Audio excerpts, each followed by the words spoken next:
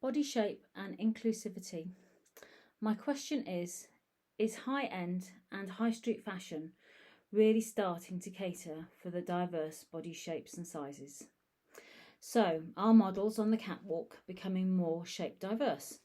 And is this reflected in what's available in both the high street and high-end retail?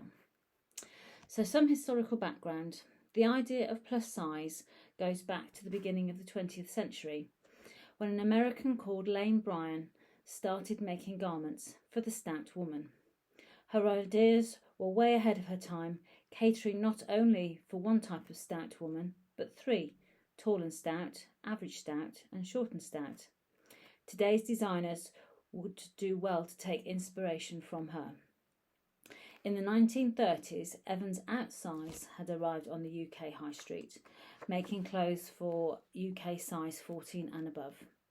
Thanks to these pioneers, there are now a range of retailers selling clothes for the curvy sizes, Yours Clothing and Anne Harvey, as well as a multitude of catalogue companies such as Simply Be and JD Williams.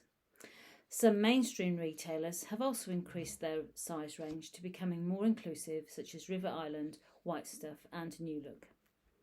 Attitudes have changed from when Lane Bryant began. It used to be that trying to look slimmer with shapewear such as panty girdles from the 40s and 50s through to the Bridget Jones big mummy pants of the 90s was a thing to do, and not to embrace your shape. Today, with the advent of social media, curvy bloggers, influencers and Instagrammers, who themselves are women who fall outside the norm, have given others the confidence to voice their wants and needs to the fashion industry, and they are finally starting to listen. The diversity inclusivity movement has stopped and started several times over the decades, but now it feels different. It's sustainable because the public is behind it due to social media. At the high end of fashion, young designers such as Becky Bryant of Chromat feel that the standard runway size should be opened up from 0 through to 6 and onto 20 and beyond. She feels it only takes a little more effort to do custom fit garments for all shapes of models. At her last runway, the press seemed more focused on her range of models and not the collection itself.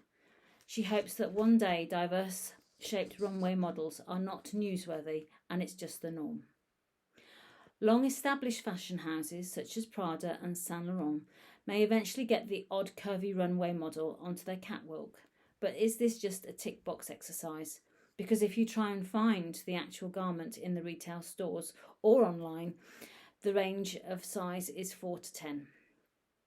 Some schools of fashion design have now adopted the diverse body shape into their teaching programs.